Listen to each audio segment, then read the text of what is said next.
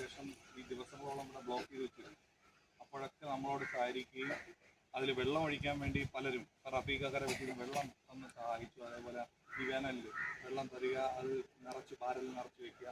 പള്ളിയിൽ പോകുന്നവരൊക്കെ ഈ വെള്ളം ഒഴിച്ച് ഈ റോഡിനെ ബലപ്പെടുത്തുന്നതിന് വേണ്ടി പ്രത്യേകം പരിശ്രമിച്ചിട്ടുണ്ട്. അതേപോലെ നമ്മളെ വാഹിദമായി സംബന്ധിച്ചിടത്തോളം കൊല്ലം ജില്ലയിലാണ് താമസിക്കുന്നതെങ്കിലും ഈ റോഡിന് വേണ്ടി ഏറ്റവും കൂടുതൽ സേവന പ്രവർത്തനം ചെയ്തുകൊണ്ടിരിക്കുന്ന അദ്ദേഹമാണ്.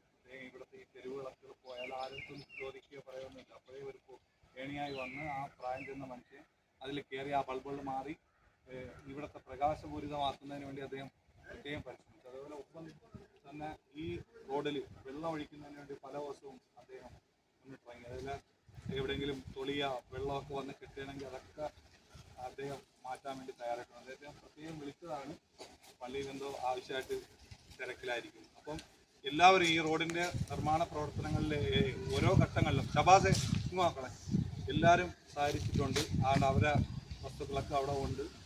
അപ്പോൾ എല്ലാവരും ഈ സഹകരിച്ചതിനും ഈ ക്ഷണം സ്വീകരിച്ചതിനും വളരെ നന്ദി. അതേപോലെ നമ്മളെ ഈ ഫണ്ട് ഇതേപോലെ നമുക്ക് സുഖമായും കിട്ടുന്നതിനും അത് നല്ല രീതിയിൽ ചെയ്യാൻ സഹായിച്ചത് നമ്മളെ AI ആണ്, നമ്മളെ പഞ്ചായത്തിലെ AI ആണ്. അതേപോലെ അദ്ദേഹത്തിൻ്റെ ഓവർസിയർ ബിനു മേഡം അവർ കൃത്യമായി ഇവിടെ വന്ന് അത് 10 കുട്ട സാധനങ്ങൾ മെറ്റിൽ 6, എംസാൻഡ് 4, ഒരു ചാക്ക് സിമൻറ്റ് അത് കൃത്യമായി അവിടെ നിന്ന് വെരിഫൈ ചെയ്യും.